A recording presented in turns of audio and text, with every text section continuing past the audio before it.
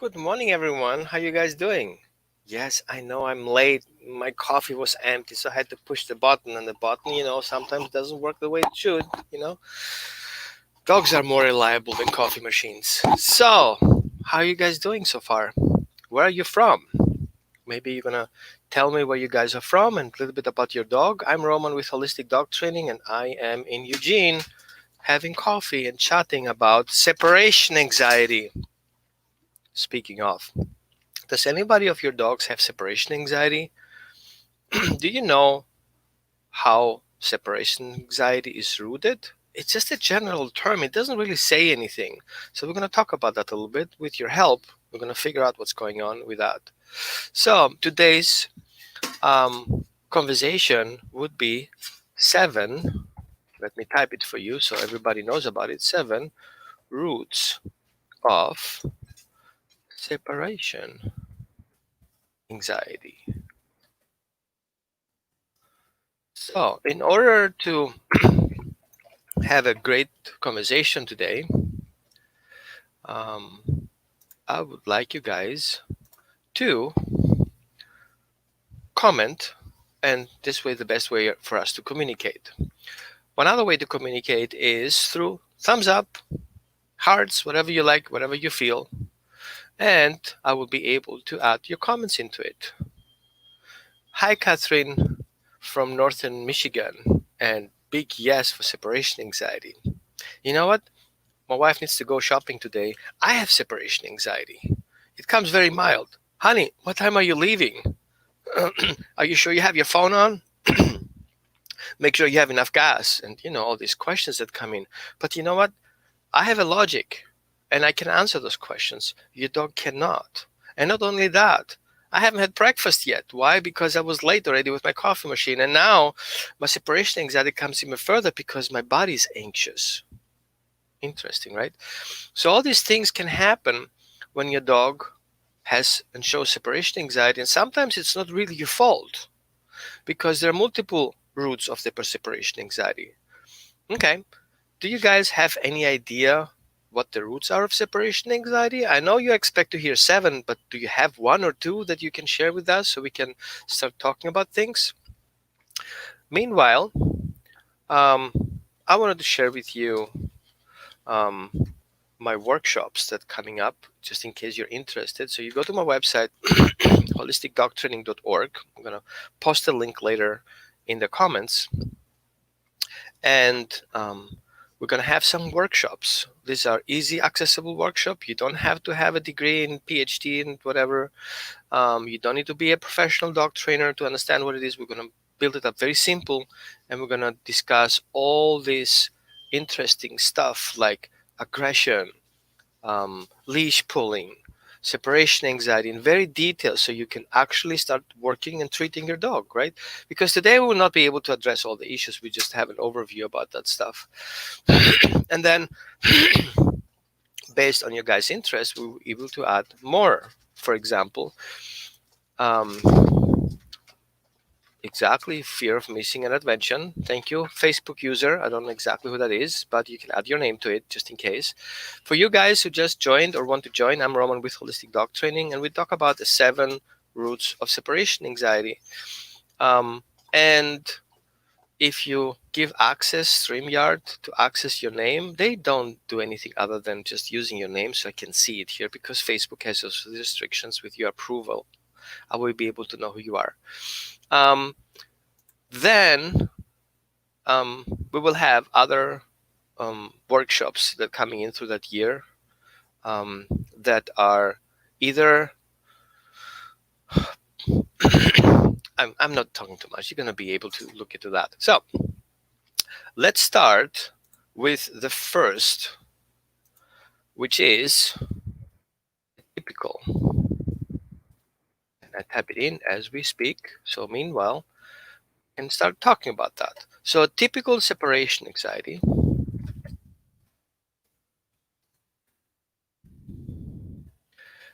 starts when? Why is it typical? Simply because separation anxiety is a safety mechanism for a puppy to stand still and not doing anything, be quiet, not moving until mom returns. So it's a survival skill. So separation anxiety functions for a puppy who's just being born, not to move around, not being loud. But as soon as he feels his mom is coming, then that separation anxiety becomes verbal. Oh, mommy, I'm so glad you're back. I'm so excited about it. Right? So the typical separation anxiety usually fades out as the puppy gets older. Muggsy T-Bone says, I have separation anxiety all the time. Why? Because I got dumped in the shelter so many times. Right? So now that we're going to talk about that. So typical separation anxiety happens when the puppy learns that being quiet or not moving will help the dog survive while the parents are not present, going for hunting, bring some food. Now that is imprinted. In that case, we want to make sure that it's fading out over the time. Since every time mom comes back, everything is good and safe, that separation anxiety naturally fades out because the puppy actually understands that it's just temporary. Mommy leaves, mommy comes back, we get food. So the separation anxiety is naturally and will fade out because of the understanding that the puppy knows what's going to happen if mommy leaves. She comes back, the dog gets food. So it's the food rewarded. However, the puppy learns that through that routine and consistency, this is predictable. So predictability is what heals typical separation anxiety. So the next thing we're going to look for is separation anxiety from trauma, because that is quite complex. The trauma is what you likely are struggling with because that you don't know how it happens. So there can multiple things can escalate that can cause the trauma. Let's say, for example, you have to leave you're for a week, like now, see COVID. You guys are all day in the house, right? Nothing happens. Everybody's here. Always somebody's in the house. And suddenly you guys go back to work. And one Monday, everybody's gone. And the dog is like, oh my God, they left me behind. I'm going to die. Nobody's accessible. So that triggers. And the dog sees suddenly things changed. And because dogs don't have the logic we have, then the first thing is going to happen, the dog goes into a panic response. So we have all these symptoms. And we don't go into the symptoms. You know what? Let's talk about the symptoms. Does anybody of you know the symptoms of separation anxiety? How does it start? First of all, is excessive distress, nausea, vomiting, stomach ache, defecation, urination, um, persistent and excessive worry about the loss of attachment figures. So there are things that are visible and things that are not visible. Concern is not visible, but it's an anxiety that sits underlaying, and it's visible if you really pay attention and you know the dog. For example, pacing. Where are you guys going? Following you to the bathroom, like making sure, oh my God, he's wearing his shoes. Let's come over and like, hey, please pet me. Please don't go. Some dogs go even violent to the point they start barking, blocking you from the exit, grab your shoes, and even, yes, happens too, they hump you, or they grab on you, or they bite your ankles, try to make you stop doing what you want to do. So, in typical anxiety, as we said before, things are very easily addressed. Trauma is kind of more complex, and we have to see the timeline of these events that happen. It can be, for example, you having a pet sitter staying over, taking care of your dog while you're gone. Now, the pet sitter doesn't really follow instructions and things are being loose about it. Have friends coming over. Now the dog gets stressed because his naturally things are changed, and now he has anxiety. And it happens first time and the second time. The third time the pet sitter comes in, he forgets about the water ball in his crate, and he didn't keep the ritual, of giving the dog a treat after he gets in his crate because he forgot about it. And all of a sudden the dog feels that is changed. And some dogs have a hard time with changes. And well, all these things come together. Boom, you have a trauma. Then one other thing we need to look for is, I know, you know what? Separation anxiety from, yes, genetics. Why is that? Why would a dog have separation anxiety from genetics? So let me explain a little bit so we're not getting confused here. Because your dog breeder is not its fault that your dog has separation anxiety. However, some breeds are predisposition to feel anxiety upon separation. Imagine a herding dog who herds sheep would not have genetic predisposition of separation anxiety. He would just walk away. Like, arrivederci, my little sheeps. I'm gonna go to Pisa. I want to see the power of Pisa. I'll come back maybe next year. What? A dog's supposed to stay with his flock, right? What makes the dog stay with his flock? Now we have another example. We have example a mastiff, right? So some giant breeds have predisposition to separation anxiety because those dogs are guardian breeds, and also they stick together with their partner. What makes them stay together? That anxiety of being separated is basically bred into. We want them, a guardian breed, to guard whoever has his guardianship. So the only way to heal that is to eventually accept that some breeds have that separation anxiety imprinted, and we need to work around that and slightly address how the dog perceives his environment. What does a dog see when you leave? Does he need to panic that he's losing his job? Does he need to panic that he's going to die? Does he has to panic because he doesn't know what's going to happen if you close that door, right? So for you guys who are not sure what we're talking about, I'm going to post it here. Third is genetics. Now, we have evidence that genetic information can be transmitted up to 17 generations.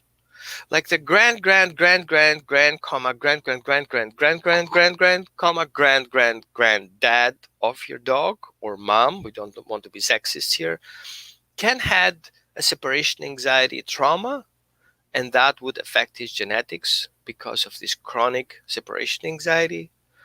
And that dog would suddenly show separation anxiety, which would be out of norm based on the breed lines that one of your breeders are working with. The other thing that I want to add to the trauma separation anxiety, that loss of a partner, rehoming, or suddenly change of routines, like your child goes into studies, or our COVID will definitely explode the rate of separation anxiety in dogs, can cause those traumas.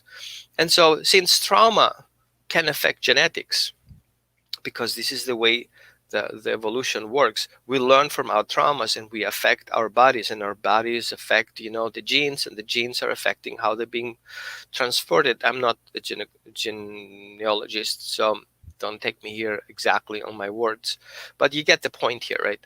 So the other thing that we need to look for is the condition separation anxiety. And you guys will just like, what? Condition separation anxiety? What is it? A training kit, right? Yes, conditioned. So let's talk about a little bit of condition separation anxiety, and how can your dog be conditioned to feel separation anxiety? Question. If you say come to your dog, it's just an easy task. Come. What is happening to your dog? What would the dog feel like coming to you for? If you are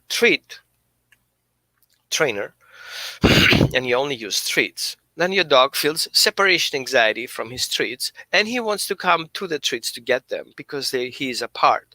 There is a separation between point A and point B, and the dog wants to close that gap, which we call come. Now, where I'm coming from, I do use treats as a reward, but I don't have motivation to be the food, but the motivation will be me. So I use naturally occurring separation anxiety to convey a message that if I ask you to come, you have that feeling of separation and you want to close the gaps between me and you. So all of a sudden we see that we can use separation anxiety without really causing anxiety, but it's the minimum anxiety that is out there. Your anxiety of being in time to your work, your anxiety to wake up in the morning, my anxiety to be in time, to do our session, and I was late. I got anxiety. My wife is like, "What's going on?" I was like, "I'm late. I'm late. I'm late." My coffee doesn't come. The computer didn't start, and all this. I got anxiety. So, am I sick about that? Did I have a trauma? No, I learned from it. I hope, like starting earlier, being more proactive, making sure the coffee is stirred in time, making sure everything is set up. So, anxiety is not something we should avoid per se. It's something that is useful. It's part of our evolution. We need it to function. However, anxiety should not be the dog suffering from. So we need to keep that anxiety under control. Anxiety is good. So a herding dog needs it to function in his job. You need it. I need it. Okay? But we don't need too much from it. So it's kind of like a medication. Not too much, definitely not. But having not at all is a problem too. Because what happens with dogs who are avoidant, they don't have that anxiety of separation. They don't care where you are. You're home, you're not. They mind their own business. They're doing the job in the yard. They bark, they growl, they do things. And you call them back and they really don't care. What is missing here? That anxiety. That anxiety that if they don't follow through, there will something be missing. And it's something that's emotional missing. It's not something you can feed into it. So the conditional separation anxiety can go negative if your dog sees consistency, something happening, and you leave the house. You grab your keys, right? You put your fancy shoes on, put your cap on. Well, this cap is my cup. I just got it from National Great Pyrenees Rescue, just in case you want one, right? And your dog is like, holy bark, they're leaving. Oh my God, I will not be able to perform my job, which is constantly be with you guys, constantly. Every time I come up to you, I get petted. So obviously that's what you want. And now you're leaving me behind and close the door, and I will not be able, you know what? I'm going to dig myself through the door. How about I start chewing on the trim? How about I chew myself through the door? How about I break out of my kennel? Why would you put me in a kennel in the first place? You know I need to be with you all the time.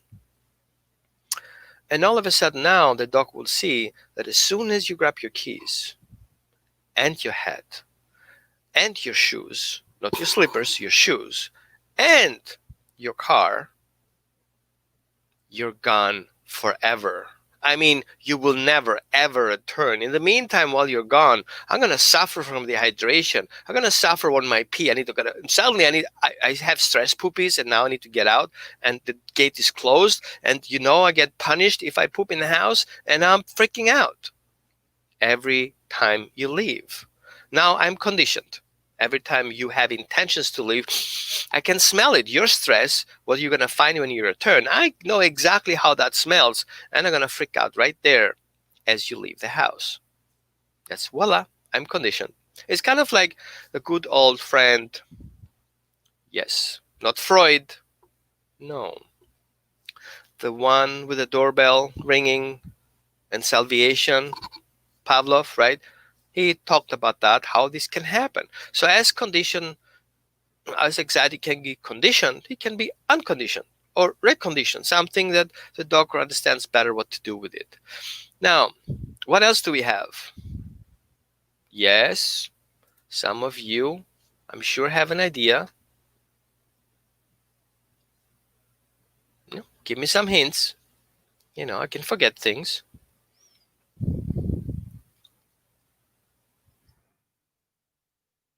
Okay, I'm writing for you.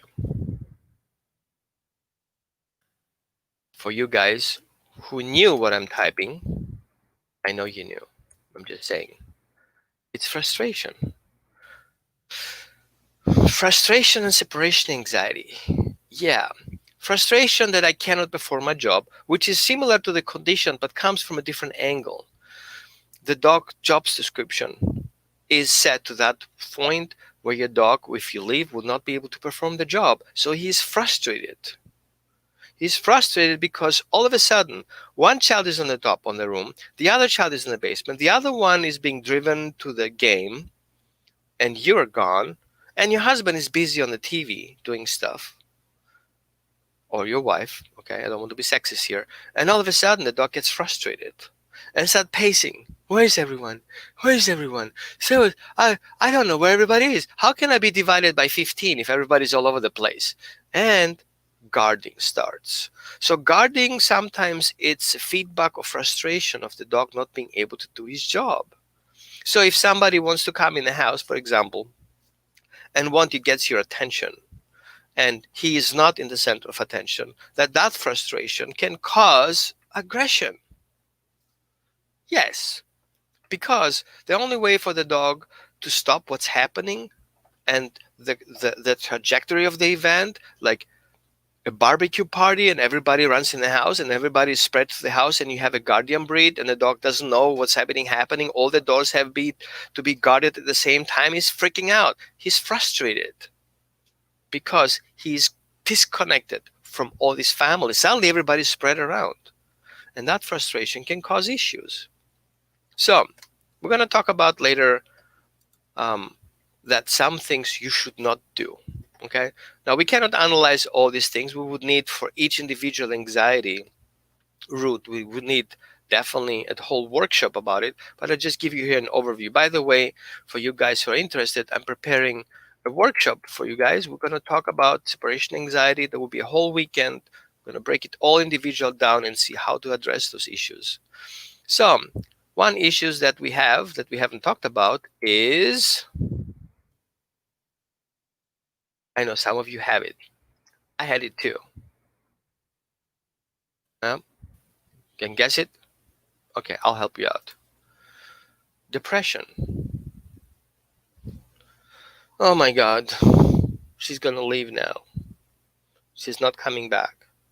She will be gone forever. Oh, where are you going again? You have that? You have a husky? You have a shepherd? Yep, you know what I'm talking about. That depression can trigger a whole series of things, and it can become chronic. So we have to be very careful of those slightly signals where your dog gets depressed. Now, don't take it wrong. Separation anxiety can be more complex than that. Okay. What can happen is we can have multiple roots of the same thing that we call depression or separation anxiety. It could be starting with a typical separation anxiety, then it was conditioned, then it became a trauma, and now it becomes depression. So in order to work with that, we have to look at the sequence of behaviors that happen throughout the time until that becomes a real issue, and then start healing each aspect all the way back to the very beginning, how it started. Because, it becomes like a layer. If you haven't worked on the typical separation anxiety, what the dog expects you when you leave, and then it becomes a trauma, and then it becomes conditioned, and then it becomes frustration, depression. Genetic, it doesn't play a role in that point, but it does affect, because some dogs genetically are more likely to have depression or, be conditioned, being frustrated, and get a trauma if we're not understanding the breed traits. So you cannot just put a Great Pyrenees in a cage and leave. And you cannot just rehome a Pyrenees from his home and bring him to another home and not expecting separation anxiety. And you cannot expect a Cane Corso or a Mastiff to have a new owner and not running off and try to get back home to you. And you don't expect a guardian breed to not show territorial aggression if they know these people come to take you away. Like some dogs guard people taking children off. I know from several cases where the child was, dropped off to the grandmother, and the dog connects with that child, and then the parents come to pick up the child from the grandmother, and the dog starts being reactive to those people. Why is that? Right? So these things can happen. So one other thing that we should talk about here is, I know some of you guys know me already, is, yes, diet, right? So, and why diet? Why does diet cause my dog separation anxiety? Let's pull it down to the basic.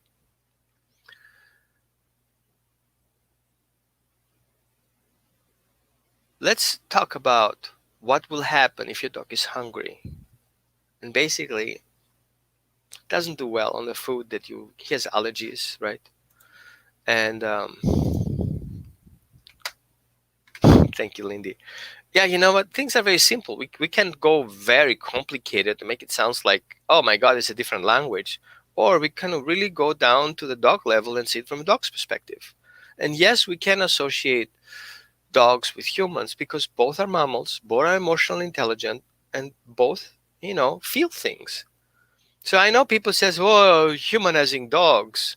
No, no, no, no, no, no. That's not. It's not that easy. You don't humanize dogs, but you mammalize dogs because they're mammals just as we are. We are not much different than dogs. Dogs function pretty similar as people. Let's say, for example, dogs and children up to 5 year olds have the same emotions, pretty much. Core emotions, 100%.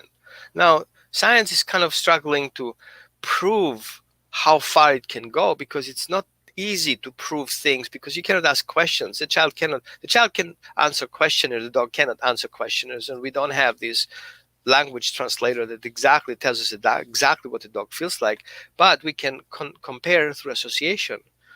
And science discover all the time new things. So now we know that dogs' emotional intelligence reaches a 5 year old. Some people says, well, dogs even have emotions just like jealousy. But we have to compare apples with apples and not comparing apples with apple juice. It's different.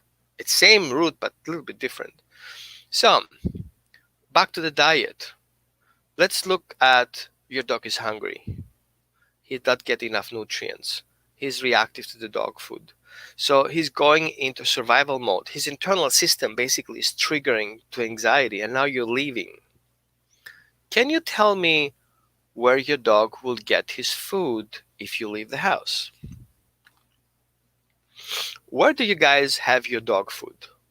Do you guys have the dog food free around? The dog can just access to it? Is your counter full of food where your dog can just jump up on it and get his food that he needs?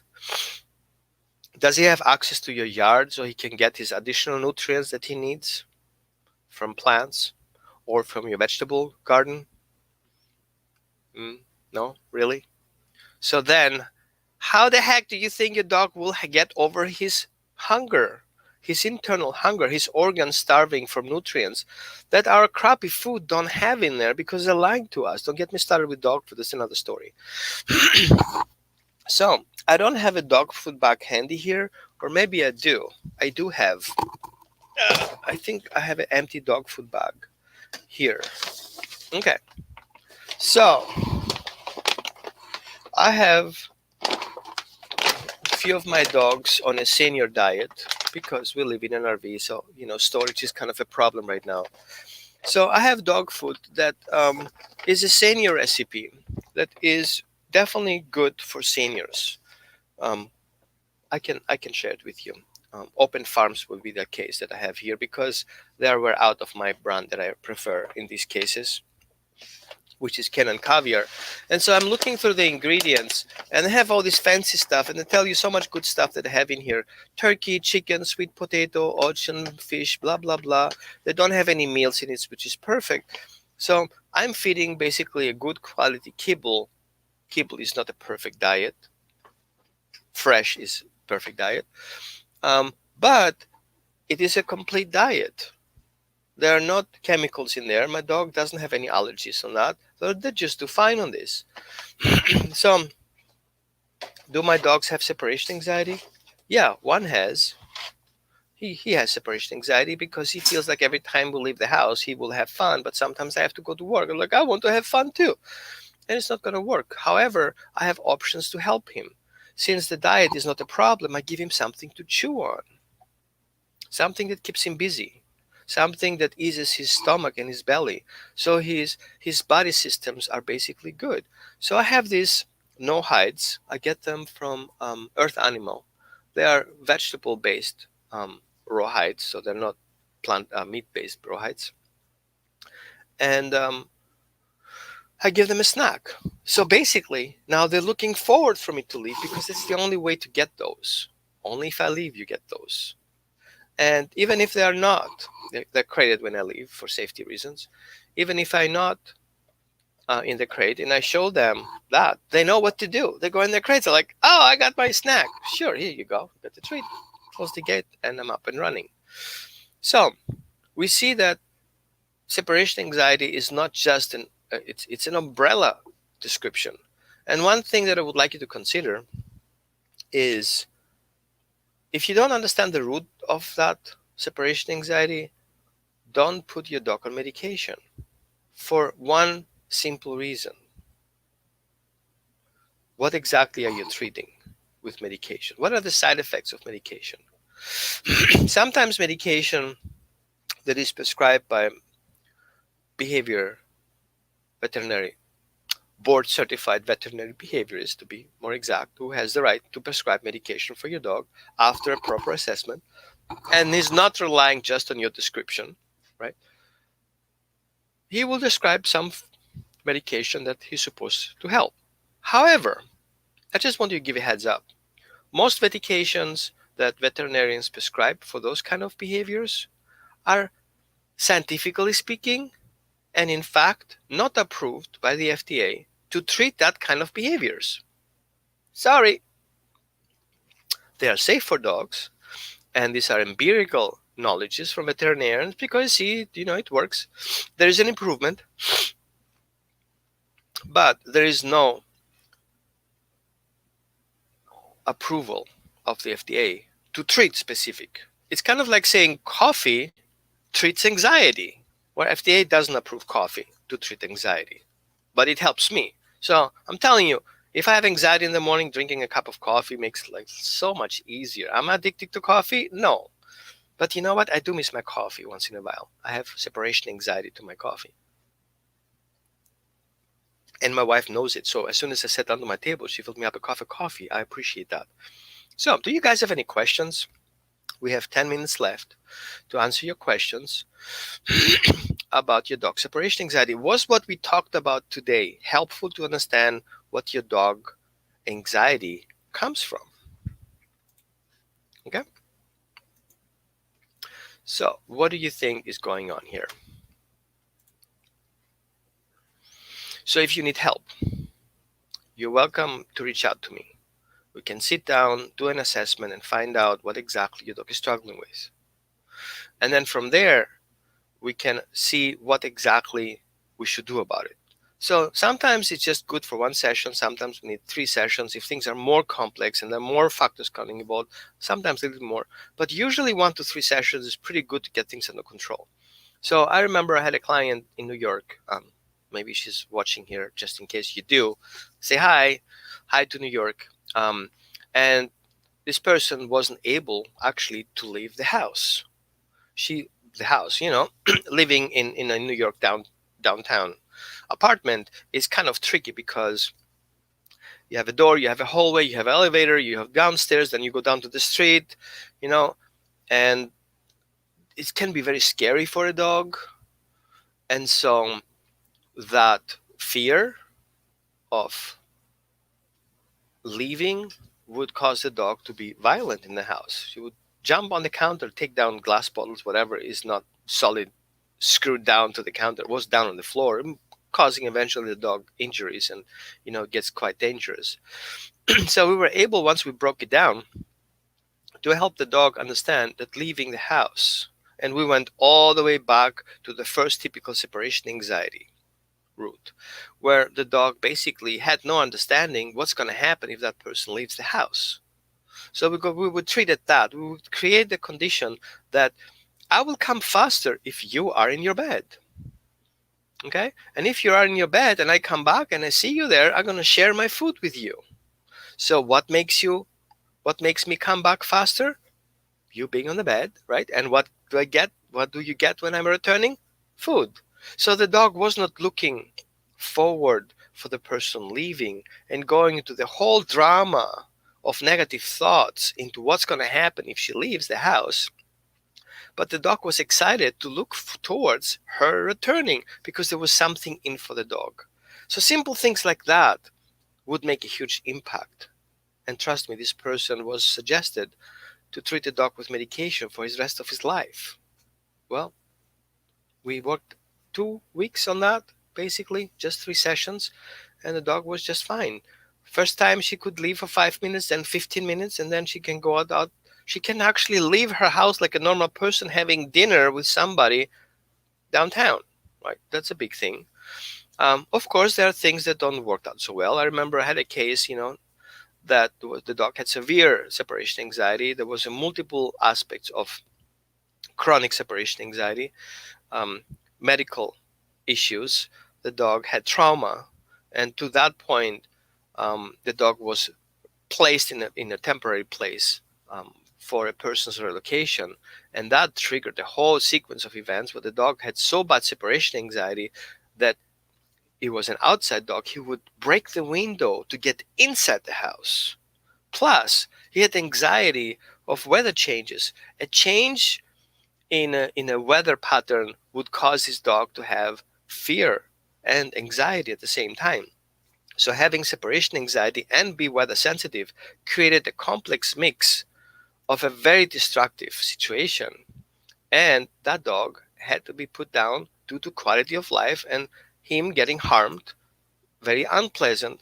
But unfortunately, these people had no other choices. They were basically either sedating the dog to the point of unconsciousness, or they had to put him in a kennel where this dog basically was mutilating himself. And so the best quality of life of that dog is to not be able to suffer with those really, really, really bad issues. And I'm sad to say, but people had this choice and they went down that route.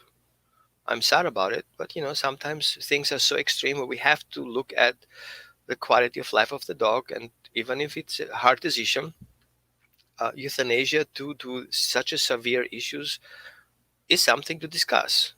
But of course, after we exhausted every other options, and these people went through veterinarians, went through several behaviorists, and things would not get better. At least we gave the dog at least 6 months of a better life. And then, some incidents happened that were not in control of these people, and things just went downhill again from there. Yeah, well, some things are not as good. That always, nothing is perfect. So, Catherine, my 3 Pyrenees have never been crated and have never been destructive, but 2 out of 3 howl when I leave. Yeah, well, these are things that have to be conditioned. Howling is an expression of emotions, and the thing is, how do we respond to those? And the question is, what does your dog see when you leave? Why would he howl? Does it make a difference if you go to your mailbox or go to your car? Does it make a difference if you wear your shoes or your slippers? Does it make a difference if you grab your bag or a shopping bag or just your iPhone or just your keys? So by looking into those, you can start working on those triggers. Reducing those triggers, eliminate that. Me grabbing the keys mean absolutely nothing, my friend, because I can grab the keys, I can drop the keys. I can pick up the keys, I can drop the keys. I can wear my shoes grabbing those keys, and I grab my slippers grabbing those keys. I can leave out from a garage door. Nothing really changes. That would be an example how to notify it. So I would suggest start noting when your dog show his first symptoms of stress, a minimum stress, like, or start following your eyesight. Where are you going? What are you doing? Sometimes are certain routines that we have, like Mondays we go to our circle, right? Or Tuesdays we're going to drive the kids to the soccer game and start working from there. Now, what exactly to do? I don't know. bite off the bat, because we definitely need a really good questionnaire to find out all these small details. Um, and the history of the dogs and what trauma eventually plays a role. And yeah, it's definitely something to be addressed. I don't think we need lots of work. Like one session will be definitely clear to set this up. So guys, you fellas who have a Pyrenees, I highly recommend you're going to join the National Great Pyrenees Rescue page, because I'm invited there to have a live Q&A starting at 10. And yeah, it's time for me to go. So thank you guys for watching. I hope you learned something today. If so, please share. What do you learn? What was your takeaway from today? And if you need help, please let me know. You're welcome to message me. You can leave a comment here, and then I can share a link in your comment as a reply, or can answer any questions. So you guys from YouTube, I appreciate your feedback, and welcome to share, welcome to subscribe, and get notified in time. So I know Lindy is a subscriber, and I appreciate your feedbacks and comments. And for you guys who are on Facebook in my group, you're welcome to share it outside of our group, because people should know that they don't need to punish the dogs with shock collars, put the dogs in a heavy duty grade so he cannot break out, and all these weird punishing methods of dogs really suffering from this really bad situation and behavior the dog is not in control of. And I see all these recommendations on people like, oh, do this to your dog, he's just fine. How he's growing out of it? No, he doesn't. So if you see these kind of things, and you feel I can help, please welcome to share and put some comments and says, hey, Roman may be able to help you, and get those guys back on track. Um, can we address everything online? No, we cannot address everything online. However, I see that 90% of the time, behaviors that most people think it's not addressable online, I have no problem helping them, because as you learn here in this 45 minutes so much about separation anxiety, imagine we sit together for an hour and discuss your case in details, and by the end of the story, you know more about your dog than any behaviorist will come to your house and try to assess your dog that he doesn't have a relationship with. And your dog, obviously, that will not show these behaviors when he's there or you are there. He does it when you're not there, nobody's there. So how would he do that? And so technology is very helpful here, because while you're gone, I can still look at your dog. And I can still tell you on your phone, hey, I think it's time to come back in your house right now, right? And this is what you can do. And, oh, what are you doing? Well, go back outside, close the door. Okay, let's start all over again. So I can help you treat your dog separation anxiety from distance, even if I'm not there. As easy as that. So it was really a pleasure having you guys here, and I'm looking forward to hear your feedback. And let's meet next Saturday with a cup of coffee. And if you want something to discuss and you have interested in something, how about you post it in the comments and says, hey, you know what? I would really want to hear about that kind of stuff. And if I know about that, we will talk about it. If I don't know about these things, I maybe have somebody who knows about that. And then we sit together and we have two people on the show and discuss these things. So you get the answer you want, because that's what we do. We educate, force-free, 100%, emotionally positive, based on secure attachment relationships. So thank you guys for watching, and looking forward to see you next Saturday.